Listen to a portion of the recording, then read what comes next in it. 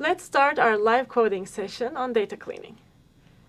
So we'll first look at the shape of movie_is data frame using the shape function here. Remember, we loaded that movie_is.csv into a data frame called movie_is. And if we run the shape function here, it gives us the number of rows and columns in the data frame. So we see that there's about 27,000 rows, records, that means, of movies. Next, we'll check if any row has null values in any of our data frames. Here, we use the isNull function first. So what I'll do is movie_is.isNull. This isNull function run on the whole data frame will give us a Boolean data frame. For movie_is, the data frame will be composed of 3 series for each column for user ID, movie ID, and rating. And then we'll check if any of those values are true. All of them are false, which is great. That means we have no null values in the movies dataset.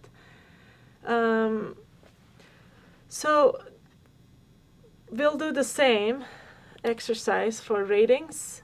We'll check if any of the values in the ratings is null. They are not. All the columns have values in them. There are no missing values.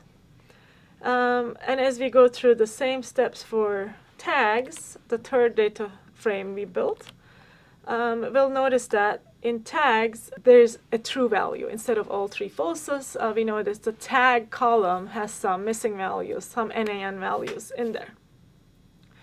So as you have seen, this is a relatively clean data set, but tags column has indeed some values. Let's try to drop those. We will use the drop_NA function with the default option of eliminating records rows with missing values in access 0, or simply rows with NaN values in them. So we'll say tags equals tags.drop_NA and run that.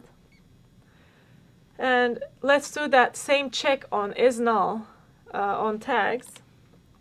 We'll see all 3 return false.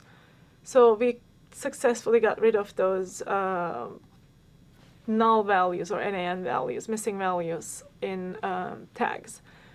Remember, when we ran the shape of tags, we noticed there were 465,564 rows, records in there. Let's run the same shape and see if we indeed removed some of them. Looks like we removed, now there's 465,548 rows, records, and looks like we really removed 16 rows with missing data values in them. Okay, let's stop here and see how we can explore this data set through simple visualizations in Pandas next.